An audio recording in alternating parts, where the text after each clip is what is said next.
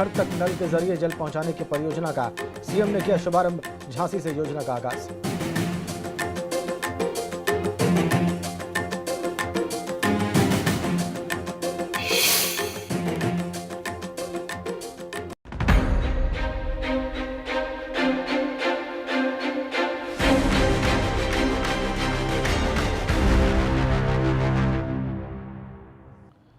नमस्कार, स्वागत है आपका। आपके साथ मैं हूं राजेंद्र देव। सरकार ने देश की संप्रभुता और अखंडता और सुरक्षा को देखते हुए 52 चाइनीज ऐप्स पर बैन लगा दिया है। इसे लेकर चीन ने फिक्र भी जताई है। इसमें करोड़ों की कमाई करने वाला टिकटॉक भी शामिल है। ये चीन का कितना बड़ा नुकसान है, ये आपको दिखाते हैं। दुनिया में ना दो तरह के इंसान है, जिसको प्यार करो वो समझता नहीं है, जिसे प्यार ना दो वो हमें प्यार करके बैठ जाता है। क्या करूं, मैं मर जाऊं? पानी पी। मेरी कोई फीलिंग नहीं है। हाँ ठीक है, पानी पी। तुम्हारी टिकटॉक एक ऐसा मोबाइल ऐप जिसकी दीवानगी का जादू युवाओं के सिर चढ़कर तो बोला ही।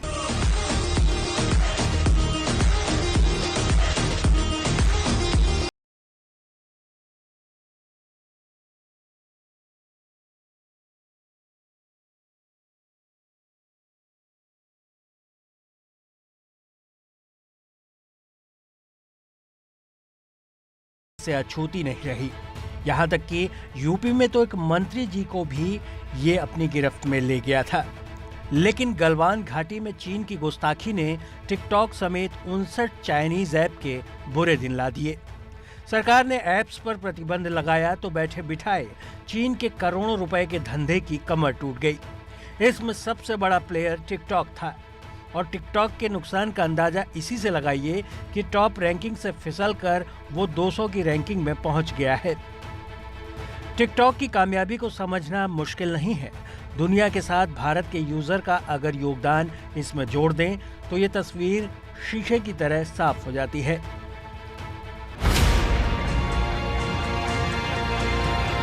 पूरी दुनिया में 80 करोड़ यूजर्स के साथ लोकप्रिय है टिकटॉक। दुनिया भर में एक टिकटॉक यूजर औसतन 45 मिनट तो भारतीय यूजर 38 मिनट रोजाना खर्च करता है। 2010 में 1.5 बिलियन डाउनलोड से दुनिया का 7वां ऐप बन चुका था टिकटॉक। चाइनीज टिकटॉक के चीन में ही केवल 57% यूजर रहे हैं। टिकटॉक की मूल कंपनी बाइट डांस की चाइनीज ऐप मार्केट में 23% हिस्सेदारी है। कमाई की बात की जाए तो टिकटॉक की 2019 तक कुल कमाई $176.9 मिलियन की रही। टिकटॉक दुनिया के 150 बाजार में 39 भाषाओं में उपलब्ध है। दुनिया में ना दो तरह के इंसान है, जिसको प्यार करो वो समझता नहीं है, जिसे प्यार ना दो। टिकटॉक का इस्तेमाल सबसे ज्यादा यूजर इसके वीडियो के लिए करते हैं। डाउनलोडिंग के लिहाज से बीते 10 सालों के दौरान टिकटॉक दुनिया में 7वें नंबर का सबसे लोकप्रिय ऐप रहा है, जबकि पहले नंबर पर फेसबुक है। आए हैं तो काम भी बताइए। पहले जरा आप भारत सरकार की तरफ से बैन लगाए जाने के बाद टिकटॉक की तरफ से सफाई भी आई है। इसमें उसने यूजर का डाटा सेफ होने की दुहाई दी है। साथ ही दूसरे देश खासकर चीन से किसी भी तरह साझा करने से इनकार किया है।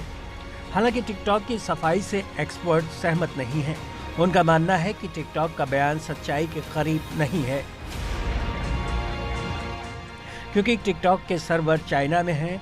वहां के इंटेलिजेंस एक्ट के सेक्शन 7 के मुताबिक कोई भी कंपनी जिसका संबंध चाइना से है वो चीन के इंटेलिजेंस कार्यक्रम में हिस्सा लेती है।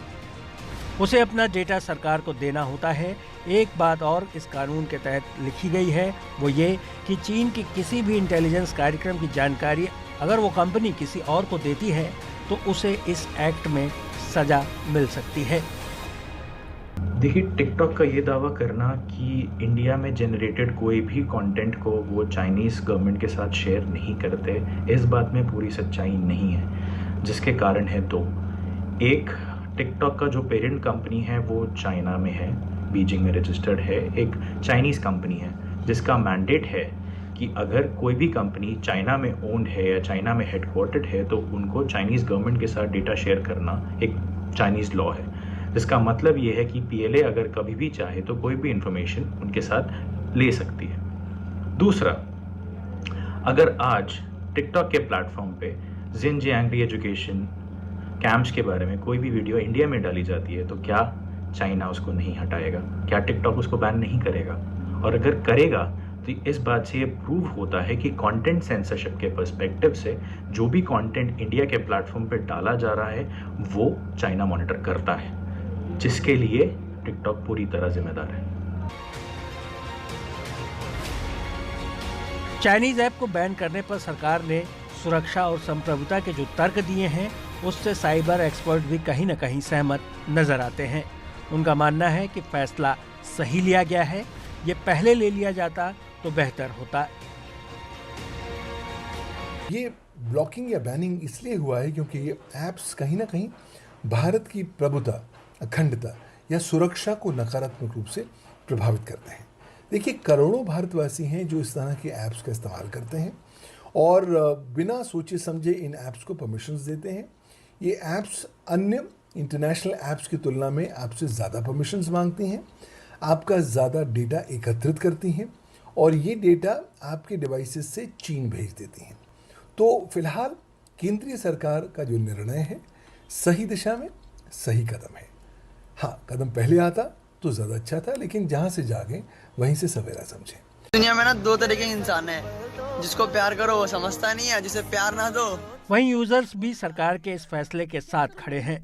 राष्ट्रहित के लिए वो इन ऐप्स का मोह छोड़ने को तैयार हैं। देखिए, ये डिसीजन बहुत ही अच्छा डिसीजन है जो कि हमारी गवर्नमेंट ने लिया है। बिकॉज अगर हम चाइनीज़ ऐप यूज़ कर रहे हैं तो हम कहीं ना कहीं चाइना को सपोर्ट कर रहे हैं, प्रमोट कर रहे हैं इकोनॉमिकली और फाइनेंशियली। तो हमें चाइनीज़ ऐप को प्रमोट ना करके अपनी इंडिया को, अपने देश को प्रमोट करना चाहिए। सो ये बहुत अच्छा डिसीजन। टिकटॉक ने जो है हमारी जनरेशन को टाइम वेस्ट की एक वो दे दी है, कला दे दी है। वो सिर्फ यहाँ पे लगे रहते हैं, टिकटॉक की वीडियो बनाते रहते हैं। उनकी जो पढ़ाई वेस्ट हो रही है, पैसे वेस्ट हो रहे हैं, टाइम वेस्ट हो रहा है। ये सारी चीज़ें अगर वो फोकस करें अपने इस काम में, पढ़ाई में, तो वो एक अच्छी खासी ऐप अपने हिंदुस्तान की बना सकते हैं। दुनिया में ना दो तरह के इंसान है, जिसको प्यार करो वो समझता नहीं है, जिसे प्यार ना दो। कुल मिलाकर चाइनीज ऐप के लिए ये संकट भले ही आर्थिक लिहाज से हो, लेकिन सामरिक और सुरक्षा के नजरिए से सरकार को मिल रहे भारतीयों के समर्थन से ये माना जा सकता है कि सरकार की ये स्ट्राइक कामयाब है। Bureau report, ABP Ganga.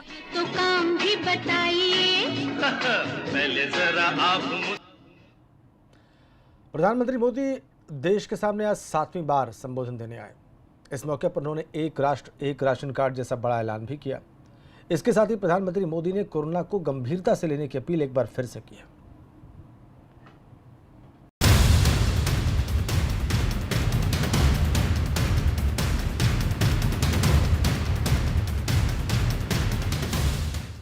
Corona काल में देश को 7वीं बार संबोधित करने आए प्रधानमंत्री मोदी ने लोगों को लापरवाहियों के लिए चिताया भी और सरकार की तैयारियों का जिक्र भी किया, जिसमें उन्होंने फिर से लोकल से वोकल बनने की अपील की। प्रधानमंत्री का मकसद है कि कोरोना के दौर में लोग इस बीमारी की गंभीरता, अनलॉक का दौर शुरू हो जाने के बाद भी न भूलें।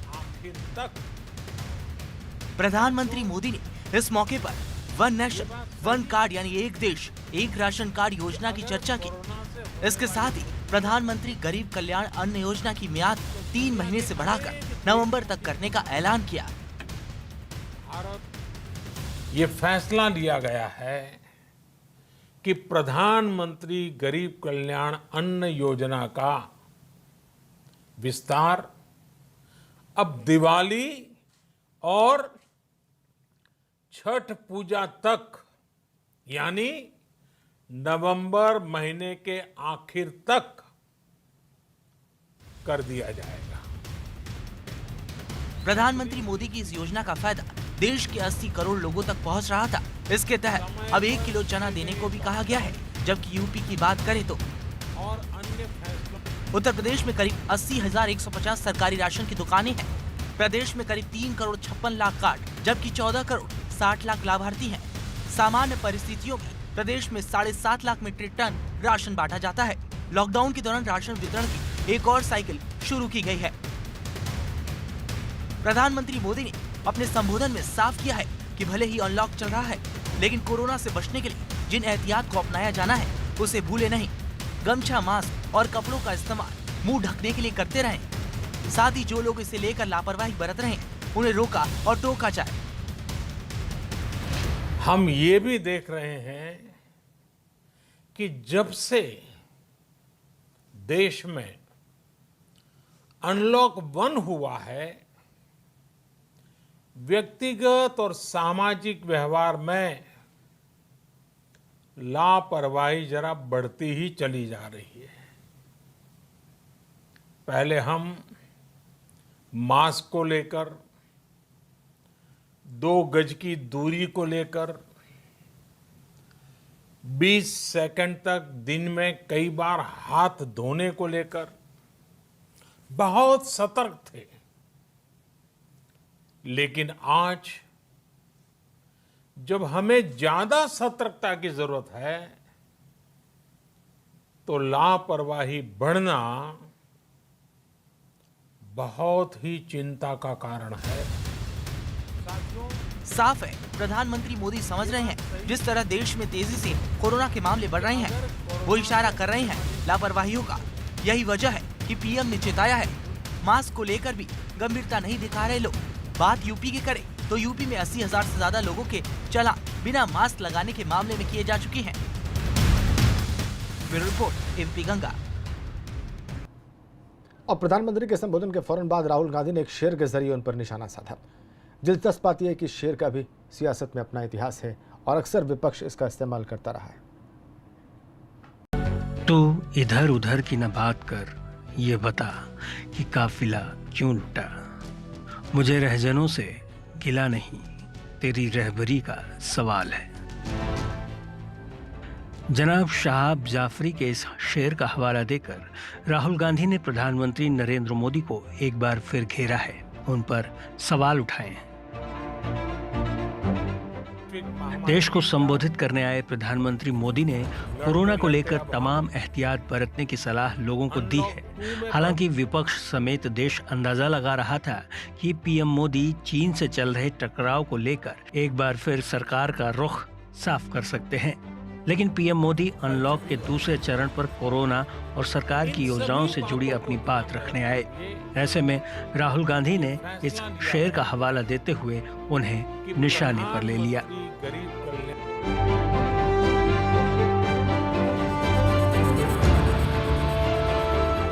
हो सकता है कि ये शेर आपकी जुबान पर भी चढ़ा हो, आपने भी इसका इस्तेमाल बातों बातों में किया हो। शेरो शायरी के शौकीन तो जनाब शाहब जाफरी से परिचित होंगे, लेकिन जरूरी नहीं कि हर शख्सियत इससे वाकिफ हो। अगर आपने गौर किया हो तो सियासत में इस शेर का इस्तेमाल जबरदस्त तरीके से किया गया है।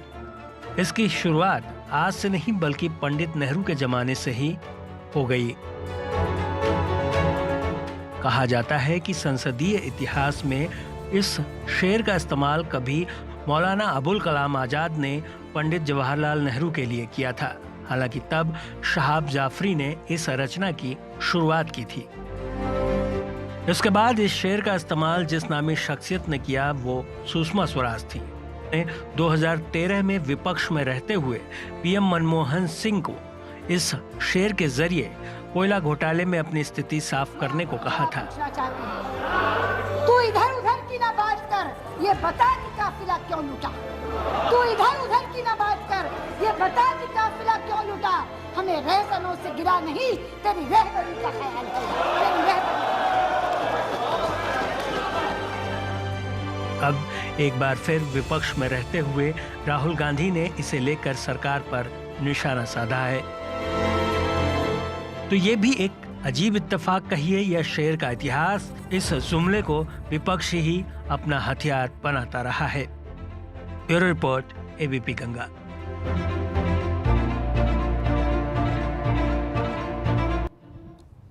और इस सियासत से इतर विकास की नई लकीर खींचने मुख्यमंत्री योगी आदित्यनाथ आज झांसी पहुंचे। वहां पर उन्होंने 10,000 करोड़ से ज्यादा की परियोजना का श्री गणेश किया। पहले चरण की इस परियोजना में 3 जिलों को शुद्ध पेयजल मुहैया कराया जाएगा।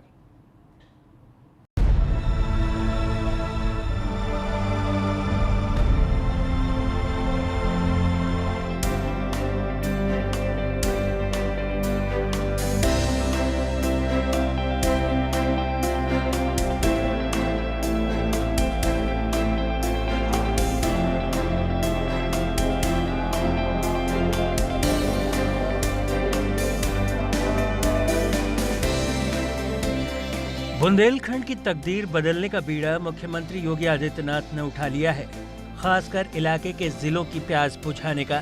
इसके तहत उन्होंने हर घर जल योजना का शुभारंभ मंगलवार 30 जून को किया।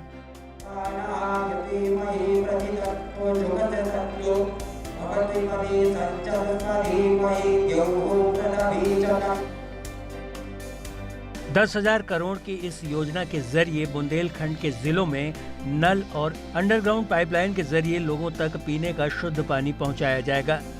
योजना के पहले चरण में झांसी, ललितपुर और महोबा की 14 लाख की आबादी को 2,138 करोड़ की लागत से पानी पहुंचाया जाना है।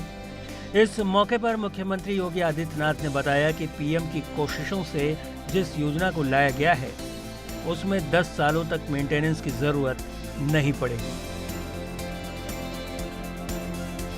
फरवरी 2019 में आदरणीय प्रधानमंत्री जी झांसी में आए थे, तब उन्होंने बुंदेलखंड पाइप पेयजल योजना का शिलान्यास किया था और इस दौरान हम लोगों ने पूरे बुंदेलखंड की 4,513 राजस्व ग्रामों में पूरा सर्वे का कार्य किया। सर्वे का कार्य प्रारंभ करने के साथ हमारे सामने लक्ष्य था कि पाइप पेयजल योजना ऐसी बने जिसे 10 वर्षों तक मेंटेनेंस करने की जिम्मेदारी भी संबंधित कार्यदायी संस्था ग्राम पंचायत के साथ मिलकर के उठा सके और इसके लिए कार्रवाई प्रारंभ हुई। और आज मुझे बहुत प्रसन्नता है कि आदरणीय प्रधानमंत्री जी की अनुकंपा से, उनके आशीर्वाद से आज बुंदेलखंड के हम लोगों ने पहले चरण के इन 3 जनपदों में पाइप पेयजल की इन सभी योजनाओं को आज हम यहां पर शुभारंभ करने जा रहे हैं, यानी इनका कार्य यहां पे प्रारंभ होने जा रहा है और आगामी 2 वर्ष के अंदर यहां के हर ग्राम पंचायत में हर घर नल की प्रधानमंत्री जी की इस योजना को हम यहां पर साकार करके बुंदेलखंड की प्यास को, जो सूखे की एक अभिशाप से झेलता था, आज उसे मुक्त करने के लिए यहां के लोगों के कदम से कदम में मिला करके हम सब आपके बीच यहां पर आज उपस्थित हुए हैं। मुख्यमंत्री योगी ने यह भी साफ कर दिया है कि इस योजना के बाद इलाके में माओं और बहनों को अब पानी के लिए तकलीफ नहीं उठानी पड़ेगी। हर घर नल की योजना को साकार करना है और इसको धरती पर उतारने के लिए पिछले 1.5 साल से जो कवायद चल रही थी, कार्रवाई चल रही थी, आज वह धरती पर उतर रही है। हम लोग यहां पर 2 वर्ष के अंदर हर घर में नल देने की इस योजना को साकार करने में हमें सफलता प्राप्त हो जाएगी। भाइयों बहनों, वास्तव में कार्य पहले भी होना चाहिए था। बुंदेलखंड की आवश्यकता थी और हम लोगों ने इसीलिए जब आदरणीय प्रधानमंत्री जी ने हर घर नल की योजना को आगे बढ़ाने का एक संकल्प लिया तो हम सब के लिए सबसे बड़ी चुनौती थी बुंदेलखंड के लिए कि बुंदेलखंड में जब भी जनवरी के बाद से पेयजल का संकट खड़ा हो जाता है, इस पेयजल के संकट से बुंदेलखंड को उभारना है।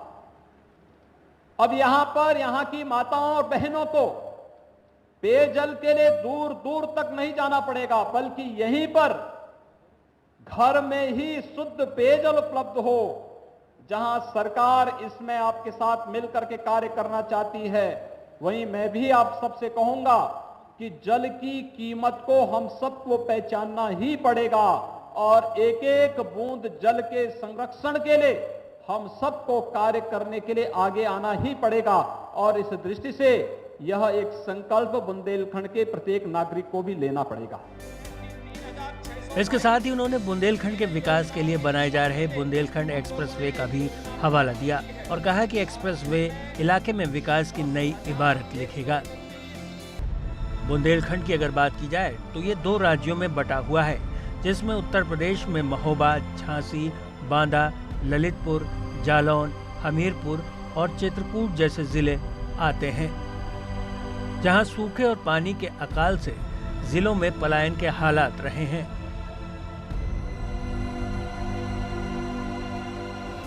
ऐसे में इस योजना के जरिए माना जा रहा है कि इलाके की तस्वीर नई होगी। इसमें अब बंजर जमीन की जगह लहलहाती फसलें और जलधारा होगी। झांसी से प्रभात अवस्थी के साथ ब्यूरो रिपोर्ट, एबीपी गंगा।